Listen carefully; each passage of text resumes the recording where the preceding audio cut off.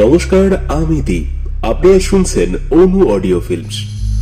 অনু audio ফিল্মসের নিবেদনে আজকের গল্প সামন্ত বাড়ি, রচনায় হরিনারায়ণ চট্টোপাধ্যায়, এবং গল্পটি নেওয়া হয়েছে হরিনারায়ণ চট্টোপাধ্যায়ের ভয় সমগ্র বইটি থেকে। গল্প পাঠে এবং প্রধান সূত্রধার আমি দীপ। আবহ ও পোস্টার ডিজাইনে অপূর্ব। শুরু হচ্ছে আজকের গল্প সামন্ত বাড়ি।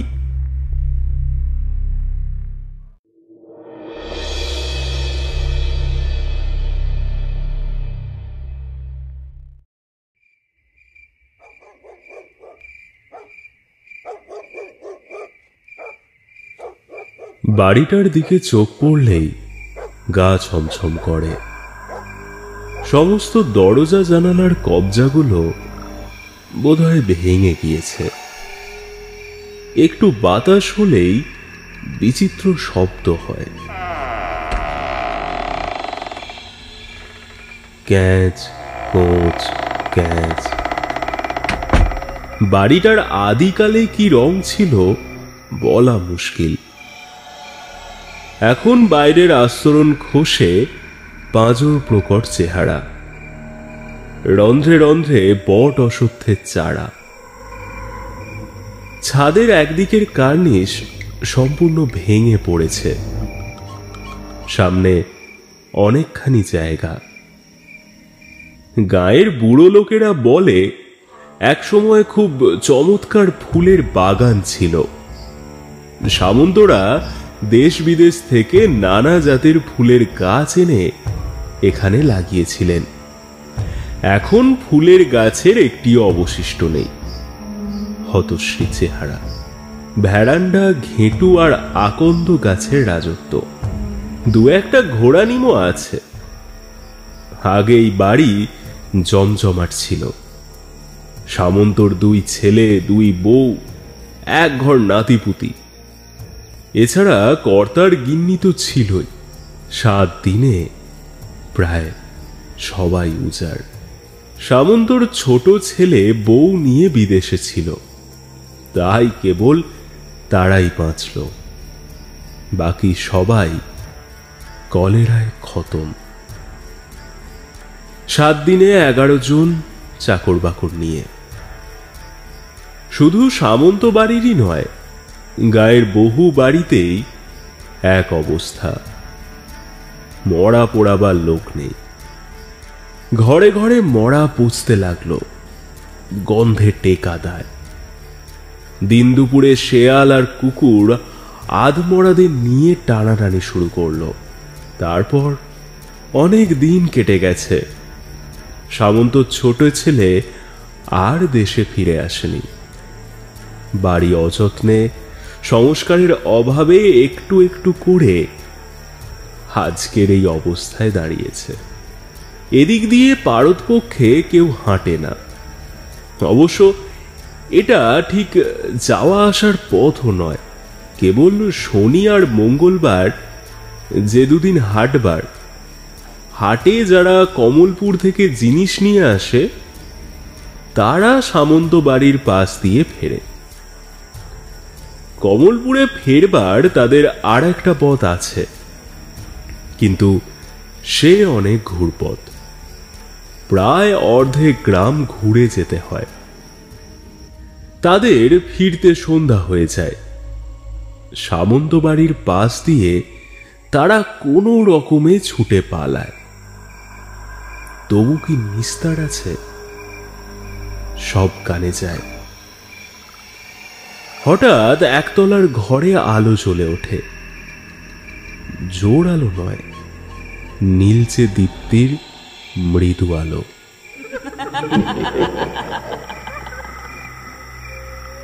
হা হা করে হাসির আওয়াজ শোনা যায়। সেই হাসি শুনলে সাহসী জোয়ানের বুকের রক্ত শুকিয়ে যায়।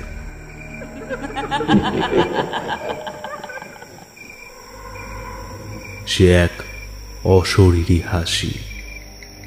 এ যেন কোনো মানুষের নয়। লোকেরা দু কানে আগুল দিয়ে প্রাণপণে জায়গাটা দৌড়ে পার হয়। ওখানে চল চল চল চল।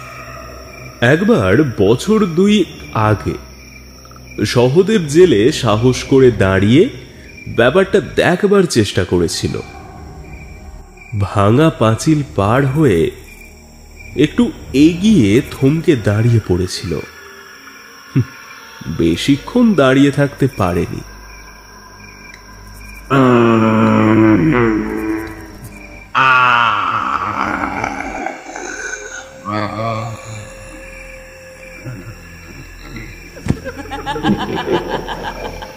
গোগো শব্দ করে অজ্ঞান হয়ে পড়েছিল।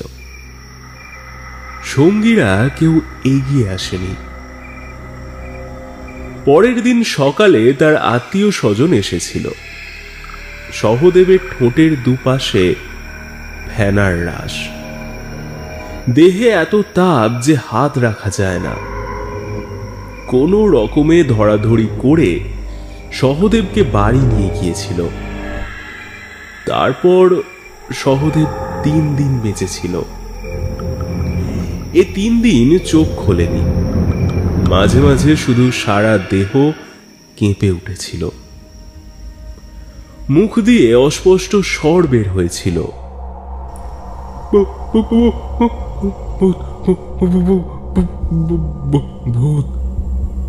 তারপর বহুদিন কেউ আর ও পথ দিয়ে চলেনি, ঘুরে অন্য পথ দিয়ে যাওয়া আসা করত। অনেকদিন পর আবার কিছু স্বাভাবিক হয়ে এসেছিল, কিন্তু লোকেরা সন্ধ্যার আগেই সামন্তবাড়ি পার হবার চেষ্টা করত। সহদেব যে কি দেখেছিল কেউ জানে না, জানবার কোনো উপায় ছিল না। একবার কলকাতার এক ভদ্রলোক সামন্তবাড়ি কেনবার জন্য এসেছিল। তার ইচ্ছে ছিল আশপাশের জমিতে ছোটখাটো একখানা কারখানার পত্তন করবে, আর বাড়িটিতে অফিস। তার সঙ্গে ম্যানেজার ছিল। দুজনে মিলে জমি জমা দেখতে দেখতে সন্ধ্যা হয়ে এসেছিল। তাদের প্রথম সমস্যা হয়েছিল, সামন্তবাড়ি যদি কেনাই ঠিক করে তাহলে টাকাটা দেবে কাকে, প্রকৃত মালিকটাকে।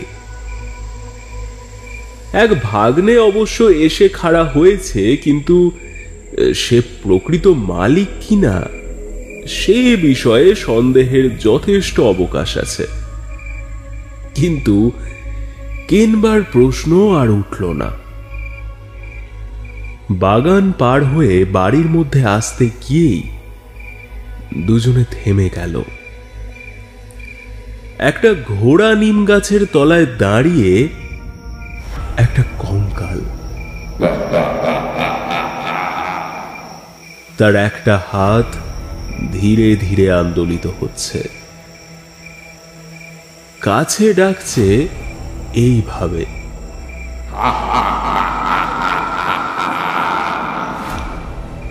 তারপর দুজনে আর দাঁড়াতে সাহস পায়নি।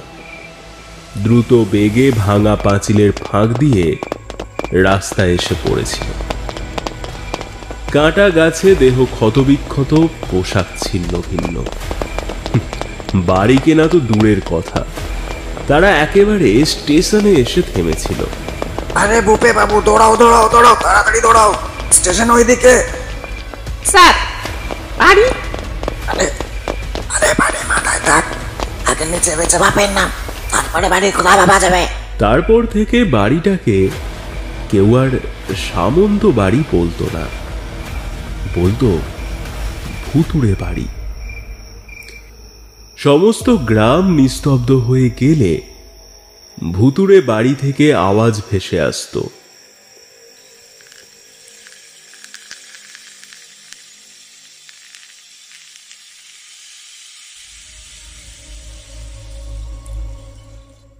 গ্রামের জনার্দন খুড়ো হাঁপানির জন্য রাতে ঘুমোতে পারতেন না। প্রায় সারা রাত দাওয়ায় বসে তামাক খেতেন।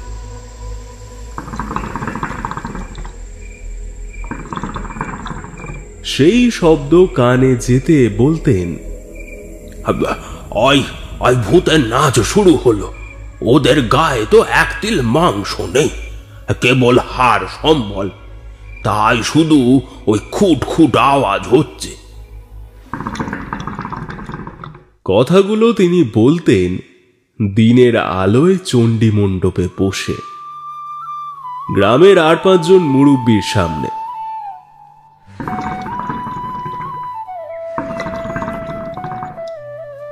বারে বাবু, এরকম যে হবে এ তো জানা কথা। নকুল সামন্তর বাড়ির কোনো মোড়ার তো আর সদ্গতি হয়নি, করবে কে? তখন গাঁয়ের সব ঘরে এক অবস্থা, কে কাকে দেখে, ঠিক আছে? মুখে জল দেবার যেমন লোক নেই, তেমনি মারা গেলে মুখে আগুন দেবার লোকেরও অভাব। সব মরা ওই বাড়িতে পচেছে, কাজেই বাড়ির মায়াও ত্যাগ করতে পারছে না। মুখুজ্জেদের ত্রিলোচন বললেন, এক কাজ করলে হয়। কে? পাড়ার চাঁদা তুলে গয়ায় পিণ্ড দিয়ে এলে কেমন হয়? চাঁদার কথা শুনে হাড়ু মজুমদার হঠাৎ, কে রে, কে আম গাছে ঢিল ছোড়ে, বলে পালিয়ে গেলেন।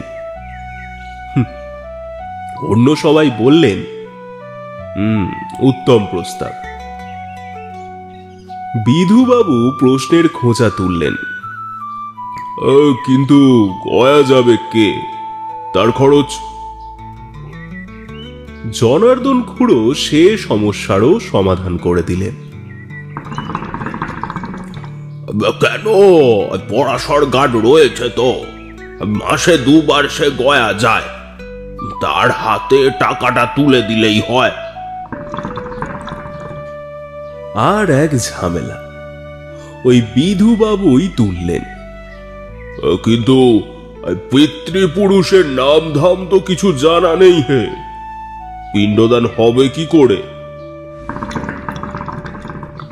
আরে পুরোহিতকে মূল্য ধরে দিলে সব ঠিক হয়ে যাবে, অন্য কারো পিতৃপুরুষ প্রক্সি দিয়ে দেবে।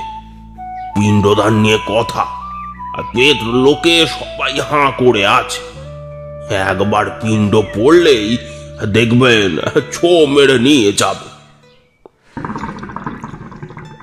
তাই ঠিক হলো, চাঁদাই তোলা হবে, কিন্তু কিভাবে? এখনই লোকের দরজায় খাতা নিয়ে ঘুরলে কেউই উপুর হস্ত হয়ে পড়বে না।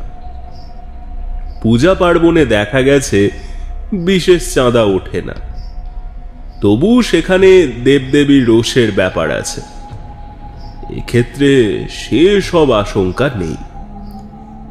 সামন্তদের প্রেতাত্মা সামন্ত বাড়ি ছেড়ে গ্রামে চড়াও হবে এমন সম্ভাবনাও কম। সকলে ভেবেচিন্তে স্থির করল সংকীর্তনের দল বের করবে। গ্রামে এরকম দল ছিলই, তারাই কাপড় পেতে গান গেয়ে বাড়ি বাড়ি ঘুরবে। তাই করল। মোট উঠল 3 টাকা 22 পয়সা, 2টো শশা, 1টা কাঁঠাল, গোটা 5 আম, তাও সেই 22 পয়সার মধ্যে 2টো 10 পয়সা আবার অচল।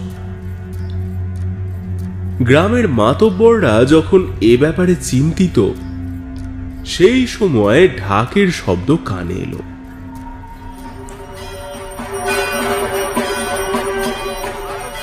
এখন আবার ঢাকের আওয়াজ কেন? পালা পার্বণের সময় নয়, শীতল মনসা পূজা হলে মাতব্বররা আগেই জানতে পারতেন। সবাই উৎকর্ণ হয়ে রইলেন। গোটাচারে গরুর গাড়ি আলোর পথ ধরে চলেছে। ঢাকের শব্দ আসছে প্রথম গরুর গাড়ি থেকে। মাতব্বররা এগিয়ে গেলেন। গরুর গাড়ির ছইয়ের ওপর কাগজ লটকানো, দিগ্বিজয় যাত্রা পার্টি। প্রোপাইটার পশুপতি ধারা। এক গ্রাম থেকে বায়না সেরে কালনা ফিরে যাচ্ছে। ঢাকের আওয়াজ হচ্ছে বিজ্ঞাপন। পথে যদি কেউ বায়না করে, জনার্দন খুড়োই বললেন, এদের বায়না করলে কেমন হয়? আমোদ প্রমোদের ব্যাপারে তবু লোকে টাকা খরচ করে, আর এই অজপাড়া গায়ে কি বা আছে?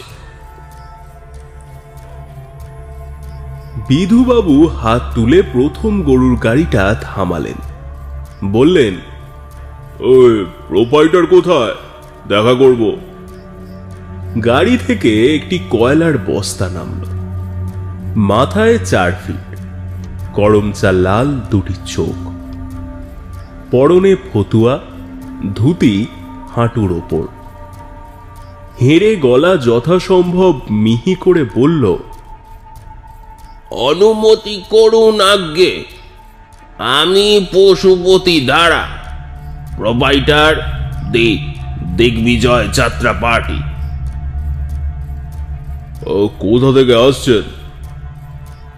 আসছি বীজপুর থেকে। মরবার সময় নেই, কেবল বায়নার পর বায়না। আমাদের মহিরাবণ বধ, সুরুত উদ্ধার, কুরুক্ষেত্র, কমলে কামিনী, একেবারে বাছা বাছা পালা। লোকে এক রাতের জন্য বায়না করে নিয়ে যায়, 7 রাতের আগে ছাড়ে না হে। বুঝলাম। তা আপনাদের রেট কি রকম? পশুপতি ধারা এদিক ওদিক চোখ ফিরিয়ে বলল, এখানে কোথাও বসবার জায়গা নেই। আগে এইসব ওইসই কথাবার্তা এইভাবে মানে দাঁড়িয়ে। কাছেই একটা বট গাছ ছিল, তলায় লাল সিমেন্ট দিয়ে বাঁধানো। বিধুবাবু বললেন, বসুন পশুপতি বাবু, এখানে বসা যায়। সকলে বট গাছ তলায় বসল। আমাদের রেট আগে 200 টাকা। পশুপতি কাজের কথা পারল। ত্রিলোচন বাবু চোখ কপালে তুললেন, বলেন কি, এ টাকায় তো কলকাতার দল আনা যায়। পশুপতি ধারা 2 হাতে পেট চেপে ধরে হাসতে হাসতে বলল,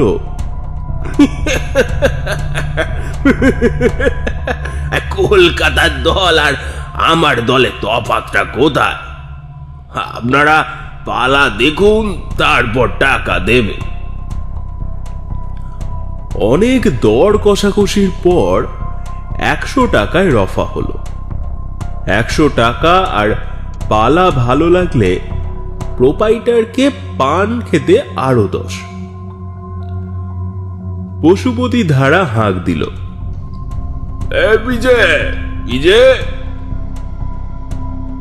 সারসের মতন লম্বা শীর্ণকায় এক ছোকরা লাফ দিয়ে গরুর গাড়ি থেকে নামলো গজগজ করতে করতে। বিজে বিজে কেন? আমার কি একটা ভালো নাম নেই নাকি? পশুপতি ধারা বলল, বাবুদের খান কয়েক প্রোগ্রাম দিয়ে দে। শীর্ণকায় পকেট থেকে প্রোগ্রামের বান্ডিল বের করে গোটা 4 প্রোগ্রাম বিলি করল। পশুপতি ধারা সকলকে একবার দেখে নিয়ে বলল, হ্যাঁ, ওতে আমাদের ঠিকানা আছে, একটা পোস্ট কার্ড ফেলে দিলেই পেয়ে যাব। যেদিন আপনাদের দরকার তার অন্তত মাসখানেক আগে আমাকে জানাবেন, নইলে সম্ভব হবে না। বায়নার পর বায়না কিনা। জনার্দন খুড়ো বললেন, আমরা তো এ মাসের শেষে, ধরুন 17ই রাত্রে 4, শনিবার আছে। শহরে যেসব বাবুরা কাজ করে সবাই বিকেলে চলে আসবে, আসর ভোরে যাবে। তা কোন পালাটা আপনাদের ভালো বলুন তো একটু। বললাম যে আমাদের সব পালাই একেবারে এক্সিলেন্ট। ওটাকে এক্সিলেন্ট বলে। জনার্দন সংশোধন করে দিলেন। আগে ওই আগে আসলে বাবুরা বলেন কিনা। একটু থেমে পশুপতি ধারা আবার বলে, কুরুক্ষেত্রই দেখুন তাহলে। বাবা দুর্যোধনের পাঠ যারা একবার দেখেছে তারা জীবনে ভুলবে না। আসলে হইচই পড়ে যায় হে। শীর্ণকায় বলল, আর আমার চিকেষ্ট পাট দেখে কোতলপুরের বাবুরা একবার বাঁশ দিয়েছিলেন। বস কেন? ত্রিলোচন বাবু ঊর্ধ্বলোচন হয়ে সুধান। বিজে ব্যাখ্যা করল, মানে বাঁশি তৈরি করার জন্য। এই সবাই বললে এ একেবারে আসল চিকেষ্ট, বাঁশি ছাড়া মানায় না। বিজে, ভদ্রলোকদের কথার মধ্যে তো নাক গলাতে আসা কেন রে? পশুপতি বিরক্ত। আবার বিজে? আপনি কি আমাকে বিজেতেন্দ্র মোহন বলে ডাকতে পারেন না? পশুপতি ধারা রুখে উঠল, ডাকবই না, আবার একে বাঁধানো দাঁত।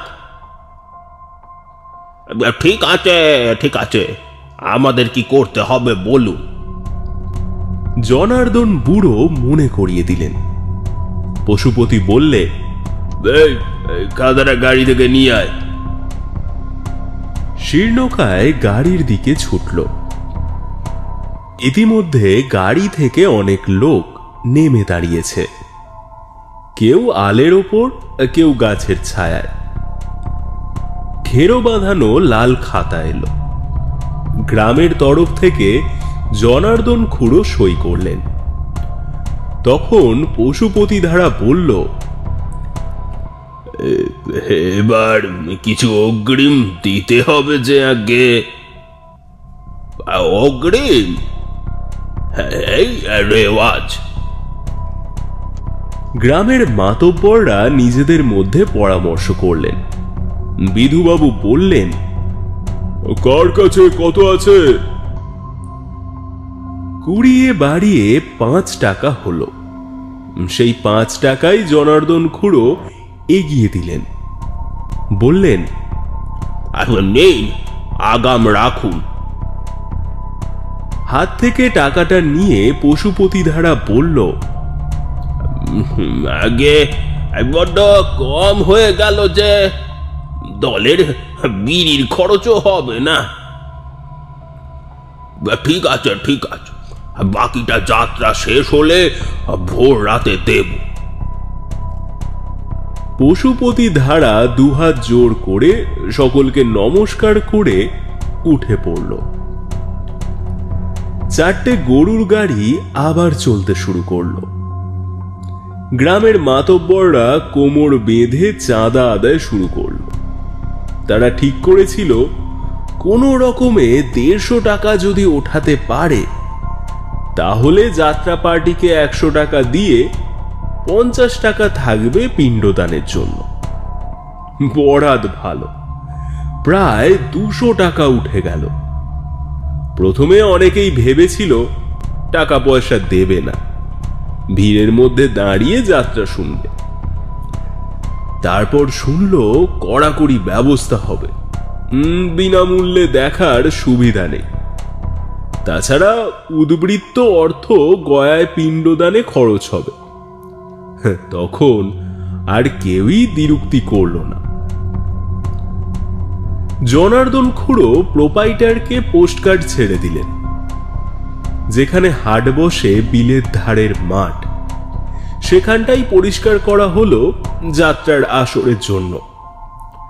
পাড়ার উৎসাহী ছেলেরা গাছে গাছে হাতে লেখা প্ল্যাকার্ড আটকে দিল। আসিতেছে আসিতেছে আসিতেছে, বহুদিন পরে আনন্দ সংবাদ, দিগ্বিজয় যাত্রাপার্টির যুগান্তকারী সৃষ্টি কুরুক্ষেত্র। আগামী 17ই বৈশাখ হাটতলার মাঠে। সবই ঠিক হলো, শুধু একটু ভয় ছিল। কালবৈশাখীর সময় ঝড় বৃষ্টি হলেই মুশকিল। তবে একটা ভরসার কথা এই যে এবার ঝড় বৃষ্টির জোর কম। আসরের দিন তিনেক আগে পশুপতি ধারা একেবারে সরেজমিনে তদারকে এলেন। পোস্টার দেখে একটু গম্ভীর বলল, এই সবই করলেন, তা প্রোপাইটারের নামটা দিলেন না? দিগ্বিজয় যাত্রা পার্টির পরিচয় তো এই পশুপতি ধারা। তারপর যাত্রার আসর কোথায় হবে, কোথায় সাজঘর, সব দেখল।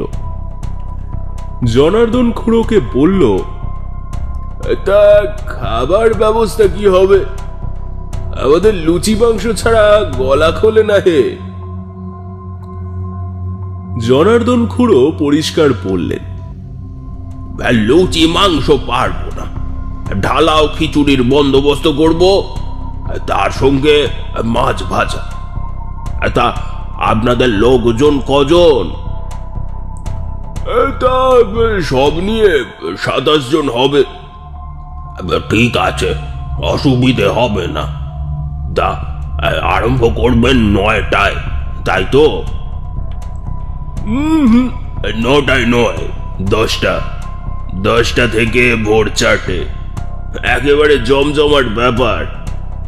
দেখবেন এই সময়ের মধ্যে লোকে হাঁ করতে ভুলে যাবে, বিশেষ করে মহামানী দুর্যোধনের পাঠ দেখে। দুর্যোধনের পাঠ কে করে?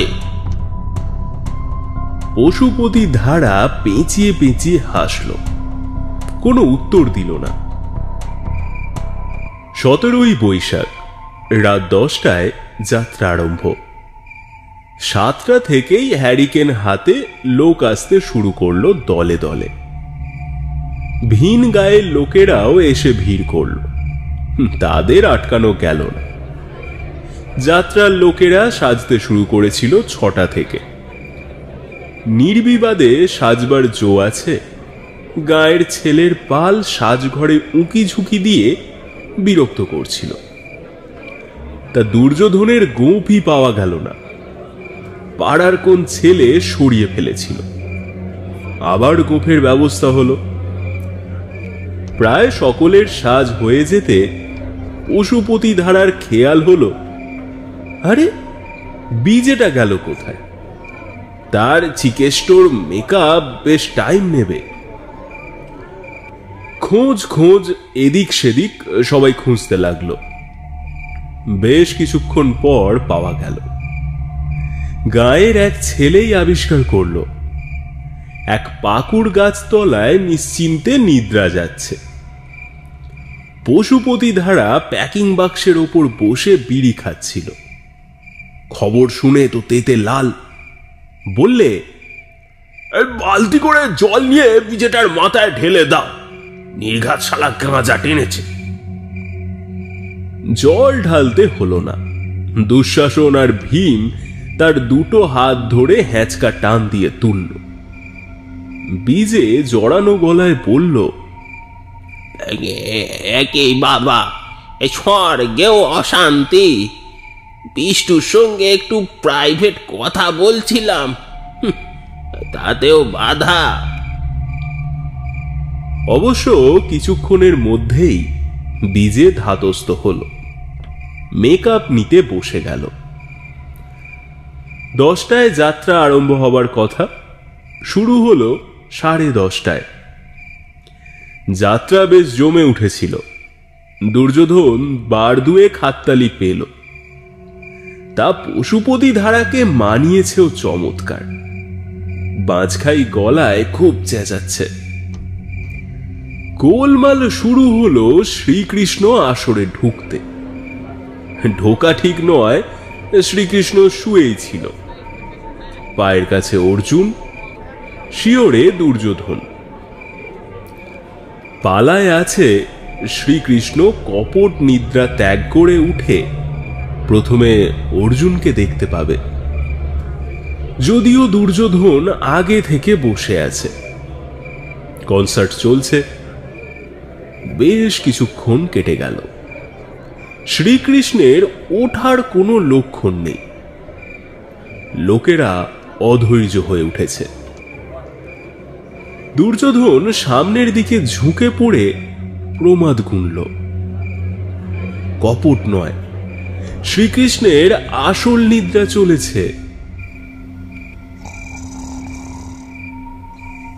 নাসিকা গর্জনের শব্দ পাওয়া যাচ্ছে। কনসার্টের জন্য সে আওয়াজ অবশ্য আসরে পৌঁছাচ্ছে না। কনসার্ট থামলেই শোনা যাবে। ফিসফিস করে দুর্যোধন বলল, বিজয় বিজয়, উঠবে নাকি? লোক কতক্ষণ বসে থাকবে? শ্রীকৃষ্ণ গভীর নিদ্রামগ্ন। দুর্যোধন আর পারল না। এভাবে চললে তো রাত কাবার হয়ে যাবে। কুরুক্ষেত্র যুদ্ধটা আর হবে কখন? হাতটা বাড়িয়ে শ্রীকৃষ্ণের ঘাড়ে মোক্ষম এক চিমটি কাটল সে। ওরে বাপরে, কি ছাড় পোকা, কি ছাড় পোকা, ঘুমোবার উপায় আছে? শ্রীকৃষ্ণ লাফ দিয়ে উঠল।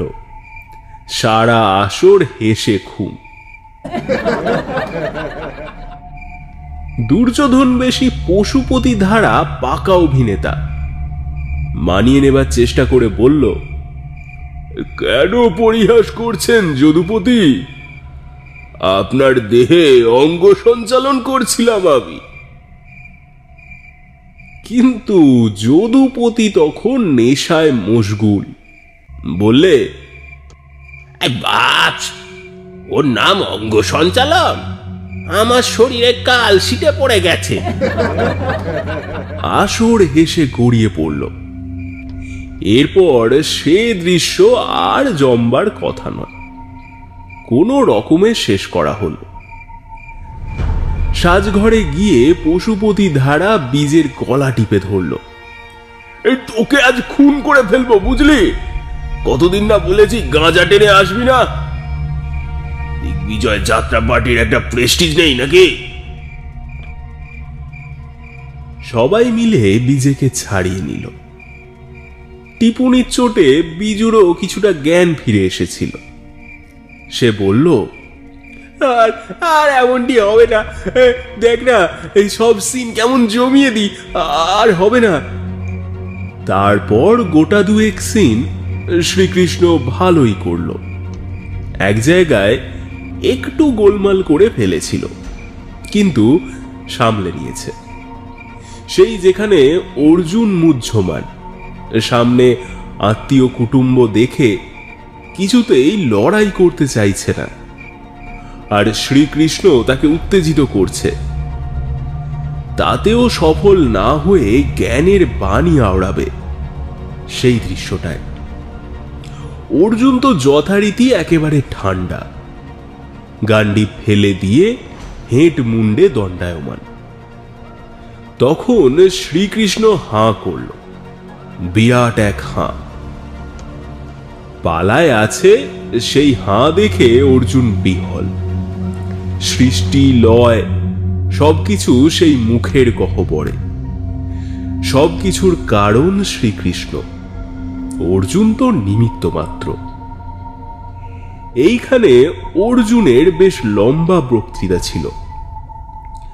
শ্রীকৃষ্ণ কি দেখছো বলার পর অর্জুন পোজ নিয়ে দাঁড়িয়েছিল, মুখের বিস্মিত ভঙ্গি করে। বিশ্বরূপ দর্শন করছে। কিন্তু শ্রীকৃষ্ণের নেশা বোধহয় তখনও পুরো কাটেনি। তাই সে আবারও বলল, কে দেখছো ধনঞ্জয়? টনসিল? বলেই তার চেতনা হলো। সামলে নিয়ে নিজের পার্ট বলতে আরম্ভ করলো। ভাগ্য ভালো, জোর বাজনা চলায় টনসিলটা আসরের কেউ শুনতে পেল না। এই সিনটা উতরে গেল। এরপর শ্রীকৃষ্ণের লম্বা বিরাম, দুর্যোধনের উড়ু ভঙ্গের সিন। তাকে আসরে নামতে হবে। ভীমকে ইঙ্গিত করবে দুর্যোধনের উড়ুতে অন্যায়ভাবে গদা দিয়ে আঘাত করতে। গরম পড়েছে অসহ্য, গাছের একটি পাতাও নড়ছে না। ময়ূরের পাখা লাগানো মুকুটটা খুলে রেখে বিজে একটা টুলের ওপর বসল, একটা হাত পাখা নিয়ে নিজেকে বাতাস করতে লাগলো। ঠিক সেই সময়ে সামনে দ্রৌপদী। তার আর বিশেষ পার্ট নেই, একেবারে শেষ সিনে শুধু দাঁড়ানো। দ্রৌপদীর হাতে কলকে। শ্রীকৃষ্ণের দিকে ফিরে বলল, হবে নাকি একছিলেন? বীজের মনশ্চক্ষে পশুপতি ধারার মূর্তি ভেসে উঠল। সে মাথা নেড়ে বলল, না ভাই, পাট গোলমাল হয়ে যাবে। দ্রৌপদী হেসে উঠল, দূর, আশা কোথাকার, এতে পাট আরো খোলে রে, গলার আওয়াজ ভরাট হয়। তাই নাকি? তবে দাও এক টান টানি। বলে শ্রীকৃষ্ণ হাত বাড়িয়ে কলকেটা নিল। এক টান নয়, বেশ কয়েক টান দিয়ে দ্রৌপদীকে যখন কলকে ফেরত দিল, তখন শ্রীকৃষ্ণের অবস্থা কাহিল। তার ধারণা হলো যে সে গায়ের জমিদার, দণ্ডমুণ্ডের কর্তা। তারই আনন্দের জন্য সখীরা নাচ গান করছে। বেশিক্ষণ চোখ খুলে থাকতেও পারল না, চোখ বুজে ফেলল। হঠাৎ মনে হলো কে যেন তাকে জোরে জোরে ধাক্কা দিচ্ছে। অস্পষ্টকার কণ্ঠস্বর,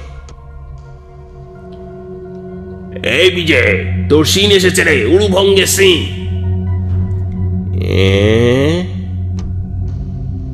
বিজে চোখ খুলল। গদা যুদ্ধ শুরু হয়ে গেছে। ঠক ঠকাস ঠক, ভীম আর দুর্যোধন গদা যুদ্ধ চালিয়েছে, সেই সঙ্গে আস্ফালন। এতক্ষণে বিজে উঠে দাঁড়ালো। বিজেকে উঠে দাঁড়াতে দেখে যে ধাক্কা দিয়েছিল সে সরে গেল। দাঁড়িয়ে উঠে বিজের মাথাটা বড় হালকা লাগলো। মাথায় শিখি পুচ্ছ শুদ্ধ মুকুট ছিল, সেটা খেয়াল হল। সামনে থেকে মুকুটটা তুলে নিয়ে মাথায় পড়ে শ্রীকৃষ্ণ দুটো পায়ে আসরে গিয়ে দাঁড়ালো। সঙ্গে সঙ্গে হাহা হো হো দর্শকদের মধ্যে যেন হাসির বন্যা বইতে লাগলো। থামবার কোনো লক্ষণ দেখা গেল। এই ঘোরতর গদা যুদ্ধে হাসির কি খোরাক থাকতে পারে, সেটা ভীম আর দুর্যোধনের কেউই বুঝতে পারল না। গদা যুদ্ধটা খুব জমেছিল, আসর একেবারে নির্বাক। সূচ পড়লেও বুঝি শব্দ শোনা যেত। কায়দা করে দুর্যোধন গদাটা তুলে কয়েক পা পিছিয়ে গেল হাসির কারণ জানবার জন্য। শ্রীকৃষ্ণের দিকে দৃষ্টি পড়তেই দুর্যোধনের দুটো চোখ ছানা বড়া সাইজের হয়ে গেল। ছলনাময় শ্রীকৃষ্ণ দাঁড়িয়ে দাঁড়িয়ে মৃদু মৃদু হাসছে, মাথায় প্লাস্টিকের বালতি।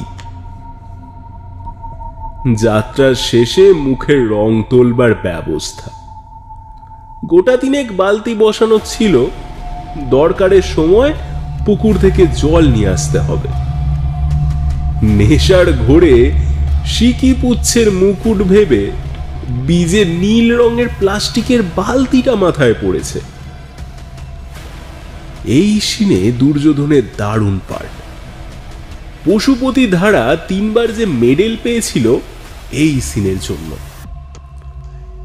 শ্রীকৃষ্ণের ইঙ্গিতে ভীম অন্যায়ভাবে তার উড়ু ভঙ্গ করবে, সেই সময় শ্রীকৃষ্ণের প্রতারক, মিথ্যাচারী, কপট, ঈশ্বর নামের কলঙ্ক প্রভৃতি বলে দুর্যোধন দীর্ঘ বক্তৃতা দেবে। সারা আসর হাততালিতে ফেটে পড়ে। হতভাগা বীজের জন্য সব মাটি। দুর্যোধন আর পারল না, গদা উঁচিয়ে বলল, তবে রে কুষ্মাণ্ড, আজ তোর একদিন কি আমার একদিন, তোকে খুন করে ফাঁসি যাব রে। গদাটা তুলোর নয়, পশুপতি ধারা অনেক যত্ন করে কাঠের গদা তৈরি করিয়েছে, তার ওপর কালো রঙের প্রলেপ। বীজে জানে ওই গদার একঘা পিঠে পড়লে মেরুদণ্ড একেবারে ছাতু হয়ে যাবে। বীজে ওরে বাবারে মেরে ফেলবে রে বলে ঝাঁপ দিয়ে আসরে পড়ল।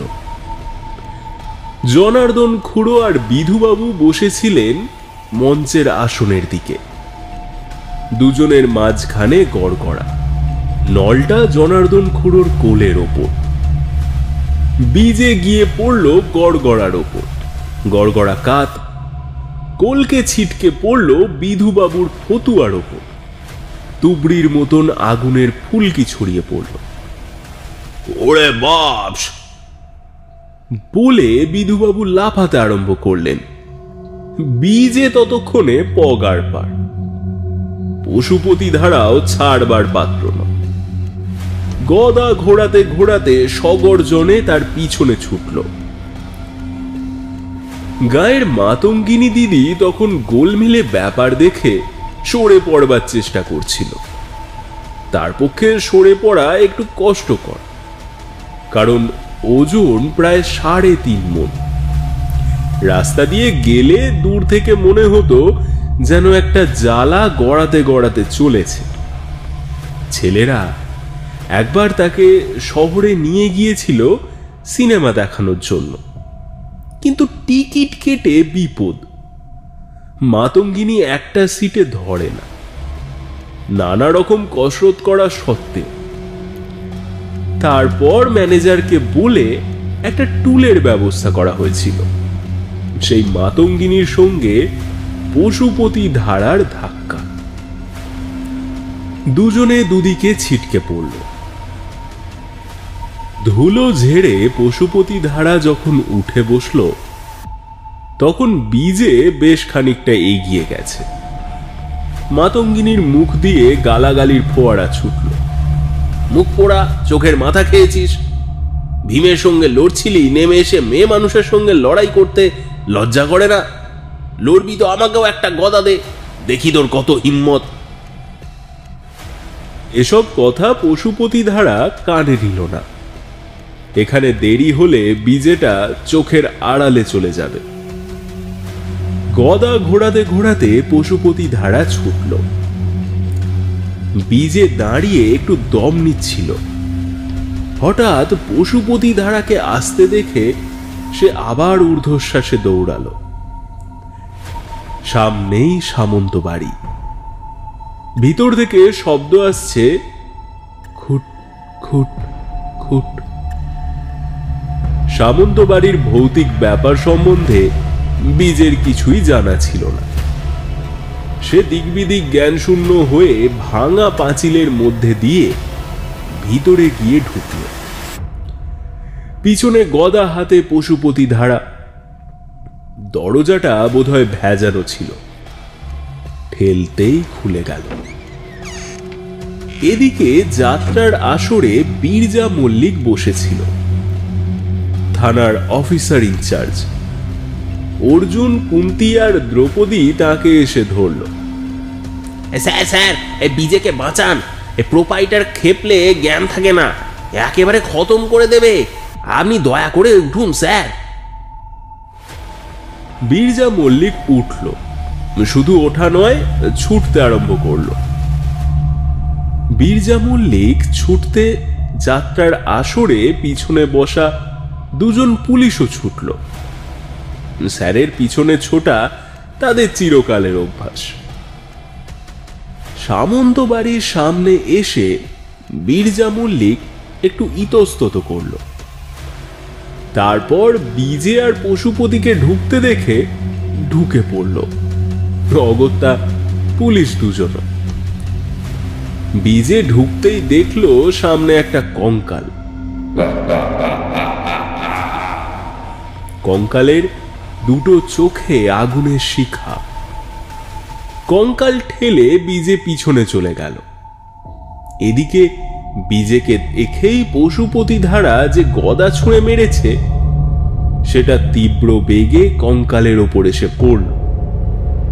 কঙ্কাল গুঁড়িয়ে চূর্ণ বিচূর্ণ। এতক্ষণে ঘরের মধ্যে থেকে যে খুটখাট শব্দ আসছিল সেটা বন্ধ হয়ে গেল। তুই কোথায় পালাবি দেখি? পাতালে ঢুকলেও তোকে আমি টেনে বার করব। তোর জন্য দিগ্বিজয় যাত্রাপার্টি ইজ্জত আজ ধুলোয় মিশেছে। তোকে শেষ করে তবে আমি অন্য জল স্পর্শ করব। এ ঘরে হ্যাজাগের আলো জ্বলছিল। চেঁচামেচি হতেই কে একটা আলো নিভিয়ে দিল। সব অন্ধকার। ভিতরে অনেকগুলো লোকের পায়ের শব্দ। মাঝে মাঝে পশুপতি ধারার গদার আঘাত, সেই সঙ্গে আর্তনাদ। ওরে বাবা রে, গেলুম রে! বীরজা মল্লিক বিপদে পড়ল। বিজে হয়তো খুনি হয়ে গেল। পশুপতি ধারা যেভাবে গদা ঘোরাচ্ছে কিছুই বিচিত্র নয়। হঠাৎ তার নিজের কোমরে গোঁজা টর্চ আর রিভলভারের কথা মনে পড়ে গেল। এক হাতে টর্চ টিপল, অন্য হাতে রিভলভার বাগিয়ে ধরল। টর্চের আলোতে সব দেখে বীরজা মল্লিকের চক্ষু স্থির। বিজে কোথাও নেই। গদার আঘাতে জনদিনেক লোক পড়ে আছে। তাদের পরনে কালো গেঞ্জি আর কালো পাজামা। পশুপতি ধারার জ্ঞান নেই। সব এগে গদা ঘুরিয়ে চলেছে সে। টর্চের আলো ঘুরিয়ে বীরজা মল্লিক এদিক ওদিক দেখল। এক কোণে কালো রঙের একটা মেশিন, পাশে ছোট সাইজের অনেক বাক্স। গোলমেলে ব্যাপার বুঝতে বীরজা মল্লিকের একটুও দেরি হলো না। লোকগুলোর দিকে রিভলভার লক্ষ্য করে বলল, উঠে দাঁড়াও তিনজনে, যদি বাঁচতে চাও। তিনজনে কাঁপতে কাঁপতে উঠে দাঁড়ালো। ততক্ষণে মোটা লাঠি হাতে পুলিশ দুজনও এসে হাজির হয়েছে। কিসের মেশিন ওটা? একজন ভীত কণ্ঠে বলল, আগে আগে নোট ছাপাবার। ও, এখানে তাহলে নোট ছাপানো হয়? তাই লোককে ভূতের ভয় দেখিয়ে তার আবার ব্যবস্থা করা হয়েছে। কঙ্কালের চোখে লাল কাগজ আটকে ভয় দেখাবার চেষ্টা। জাল নোট ছাপাবার কারবার চলছে তাহলে? আমরা কিছু জানি না হুজুর, মালিক জানে। জবরাও, এই বাঁধো তিনজনকে পিছমোড়া করে। পুলিশরা এগিয়ে গিয়ে তিনজনকে আষ্টে পৃষ্ঠে বেঁধে ফেলল। পশুপতি ধারা তখনও গদা ঘুরিয়ে চলেছে। কি হচ্ছে মশাই? গদা থামান। বীরজা মল্লিক কড়া ধমক দিল। পশুপতি থতমত খেয়ে গেল। বীরজা মল্লিক এগিয়ে গিয়ে ছোট বাক্সগুলো খুলল। কোনোটাতে 5 টাকার নোট, কোনোটাতে 10। সবই অবশ্য জাল। বীরজা বলল,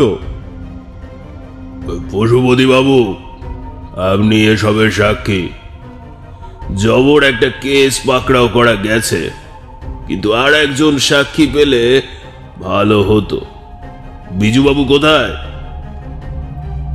বিজেটাকে আমি খুঁজে পাচ্ছি না। পশুপতির স্বীকারোক্তি। বিরজা মল্লিক পশুপতি ধারার কথায় চিন্তিত হয়ে পড়ল। তাই তো, এ ঘরের একটাই তো দরজা, সে দরজা আগলে আমরা দাঁড়িয়ে আছি। কোথায় যেতে পারেন বিজু বাবু? টর্চের আলো ঘরের চারিদিকে ফেলে বিরজা মল্লিক চেঁচালো, বিজু বাবু, আপনি কোথায়? ক্ষীণ কণ্ঠ ভেসে এলো, এই যে আমি ওপরে। বিরজা মল্লিক চমকে উঠে টর্চের আলো ওপর দিকে ফেলে দেখল কড়ি কাঠে বাঁধা একটি দড়ি ধরে বীজে বিপজ্জনকভাবে ঝুলছে। নেমে আসুন মশাই। কি করে নামবো? কেন, যেভাবে উঠেছেন? কিভাবে উঠেছি জানি না, গদার ভয়ে উঠে পড়েছি। এদিক ওদিক দেখে বিরজা মল্লিক দেখতে পেল জানালার পাশে মোটা একটা পাইপ ছাদ পর্যন্ত উঠেছে। বোঝা গেল ভয়ে জ্ঞানশূন্য হয়ে এই পাইপ বেয়ে বীজে উঠে পড়ে ওই দড়ি আশ্রয় করেছে। বিরজা মল্লিক পুলিশদের দিকে ফিরে বলল, এই, ওকে নামাবার ব্যবস্থা করো।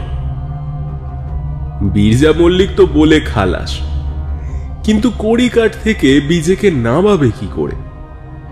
বুদ্ধি করে একজন পুলিশ মেশিনের ওপর উঠে পড়ল, আর একজন তাকে চেপে ধরল।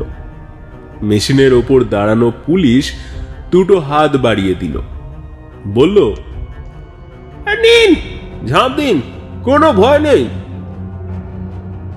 বীজে চেঁচালো, রাম 2 3। তারপর হাত ছেড়ে দিয়ে একেবারে পুলিশের কোলে।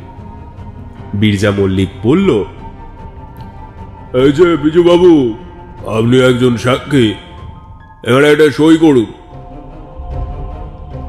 বীজে বলল, আমার নাম বিজিতেন্দ্র মোহন নায়ক। কোথায় সই করতে হবে বলুন। পুলিশ দুজনকে সামন্ত বাড়িতে রেখে বিরজা মল্লিক 3 জনকে বেঁধে নিয়ে গেল। পিছন পিছন পশুপতি ধারা আর বীজে। কিছুটা এসে পশুপতির খেয়াল হলো, আরে, আমার গদাটা ফেলে যাচ্ছি যে, আমার এত সাধের গদা। বীজে বলল, আর আমার সিকি পুচ্ছ, মানে এই প্লাস্টিকের বালতি।